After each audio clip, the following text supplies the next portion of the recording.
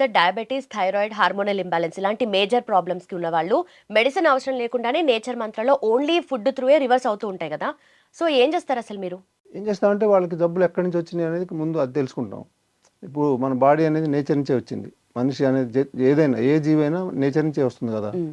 మన ఫుడ్ కూడా ఎక్కడి నుంచి వస్తుంది? నేచర్ నుంచి నేచర్. వస్తుంది. ఈ 2 కరెక్ట్‌గా ఉంటే బ్యాలెన్స్ అయిపోయినట్టే జబ్బులు రావు. ఇప్పుడు ఇది మిస్ అయిపోయాం. మనం నేచర్ నుంచి వస్తున్నాం కానీ ఫుడ్ నేచర్ నుంచి రావట్ల. అది ఎక్కడి నుంచో వచ్చే ఫుడ్ మనం తీసుకుంటున్నారు. అందుకని ముఖ్యంగా sugar, BP, thyroid, hormonal balance మొత్తం వచ్చేది దాని వల్లనే.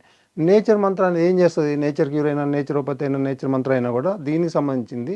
ఎక్కడి నుంచి అయితే మనకి ప్రాబ్లమ్ వస్తుందో అక్కడ మనకు కావాల్సిన ఫుడ్ అనేది మనం పెట్టడం. దానివల్ల వెంటనే బాడీ 1 వీక్‌లోనే అది రిసీవ్ చేసుకోవటం, అక్కడి నుంచే రిజల్ట్ రావటం. అవన్నీ జరుగుతా ఉంటాయి. షుగర్ లెవెల్ ఒక్కోసారి అయితే 2, 3 నెలల తర్వాత వచ్చిద్దనుకునే రిజల్ట్ 1 వీక్‌లో వచ్చిన వాళ్ళు ఉంటారు. ఓకే. అట్లా కూడా జరుగుతా ఉంటాయి. ఎందుకంటే వాళ్ళ బాడీ రిసీవ్ చేసుకునే దాన్ని బట్టి, మనం ఈ ఫుడ్ ఇచ్చేదాన్ని బట్టి వీటన్నిటి మీద ఆధారపడి ఉంటుంది.